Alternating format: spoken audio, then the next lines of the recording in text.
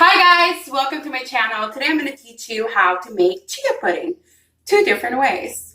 Chia pudding is one of those foods that you can use in many ways. In my house, we use it as a snack, we use it as breakfast, as dessert. The possibilities are endless, and I'm going to show you how I make my chia pudding. Super simple, super fast, and super good for you. These are the ingredients that you're going to need. 4 tablespoons of chia seeds, 1/4 cup of raw cacao powder, 1/2 cup of water, 1 teaspoon of cinnamon, and for sweetener, I'm going to use 2 tablespoons of agave nectar. Now, you can use maple syrup, you can use sugar, or you can completely omit the sweetener in the recipe. For this recipe, I'm going to put sweetener in because I'm going to make it as a dessert. I usually sweeten the pudding with the berries or the banana, which leads me to my next ingredient. These are the toppings that I'm going to use for the puddings: strawberries, blackberries, and a banana. Now, the star of the show, it should be the chia seeds, right? Now, to me, is this coconut milk. It's a can of Thai coconut milk. I think it's Thai coconut milk.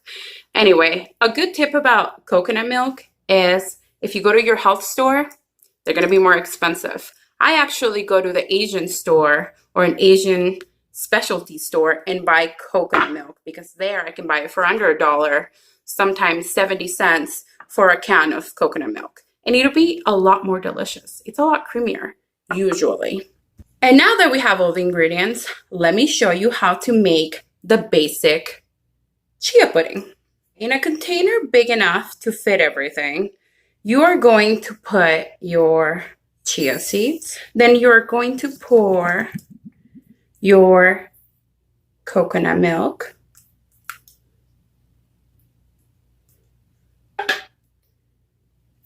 And then your water. I'm going to do it little by little because sometimes it doesn't fit. Give it a little mix. I do want to note, guys, that the chia seeds need time to expand. They about triple in size, maybe even more. So you do have to let them sit. You know, some people say about 30 minutes. I like to leave them for at least 2 hours. I like them the best that way. But to be honest with you, I usually leave them overnight because I think they get the best. I feel like all the flavors get to play together by that time. Now, at this point, you want to add your agave nectar. And make sure you get it all in there. One thing I don't like when I watch cooking videos is that they leave half of the food in the container. I'm one of those people that I'm like, come on, gotta get it all in there. Food's expensive, you guys.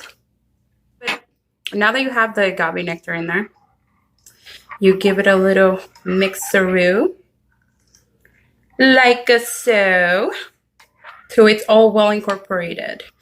Chia seeds tend to clump up together, so make sure you stir it very well. I mean, you don't have to declump everything, but most of it if it's big clumps. Now, at this point, what I like to do, oh, I feel some nectar down there. Hold on, let me mix it really well. Once it's all mixed very well, you want to taste your milk to taste the sweetness. Now, if you didn't add any nectar or maple syrup or anything, I guess you can skip this part. So at this point, you put a lid on it. You put it in the fridge or you sit it on your counter. I typically put it in the fridge and leave it there for at least 2 hours. Then it'll be ready to eat. You could eat it now, but it'll be crunchy. What you want is for them to expand and they get like pudding texture like. So at this point, we have our basic chia pudding. This is what I call my basic chia pudding. With this, I usually add diced strawberries and pineapple, or banana, or whatever fruit you like, you can add at this point, or granola. Now, to make this more of a dessert-like, It can still be breakfast or a snack, but to me, start adding chocolate and all these things is dessert-like. So this goes into the fridge to sit. This is our basic chia pudding. So now that I showed you the first way to make chia pudding, I'm going to show you how to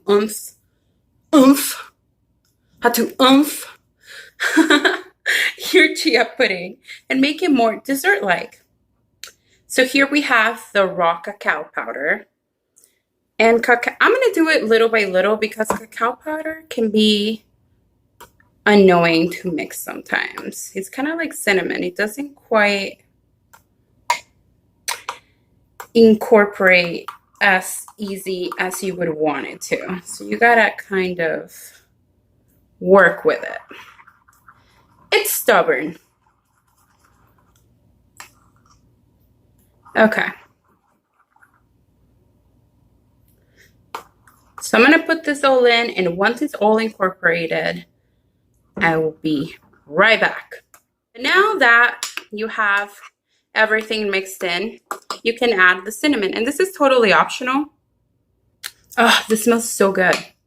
Cinnamon makes everything smell homey, I think. Cinnamon.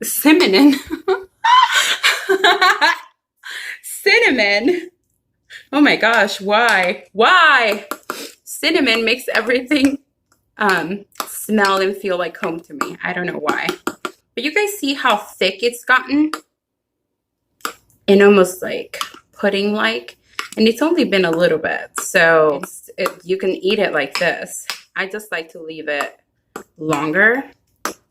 But now that it's all mixed in, we get to top it. Serve it and top it with whatever toppings you like. I'm going to use strawberries and bananas. Let me give it a little try. Okay, yeah. It's good. So at this point, we have our chocolate pudding. Now we get to top it off and we get to eat it. And now that we played with our food and decorated it, this is what you're left with. This delicious, yummy, chocolatey pudding. Now we get to try it.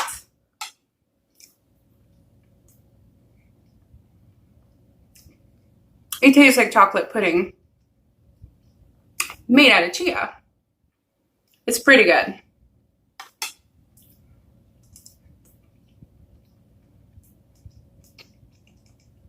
It's so good. You get a little banana, you get a little strawberry. It's so good. It works well for dessert.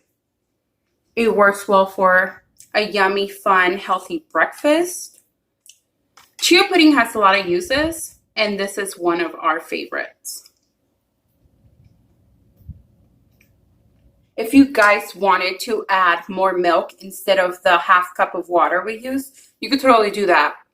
I always just like to keep it a little balanced with the creaminess in the water just for us.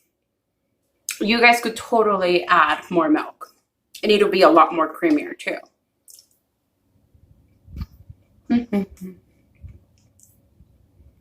Look at this. It's so good. And that was it, guys. I hope you enjoyed this recipe. Let me know in the comments below if you make this at home. Don't forget to subscribe, like, and share. I'm Sahar Belle, and this is on Learning Everything with Sahar Belle. See you next time.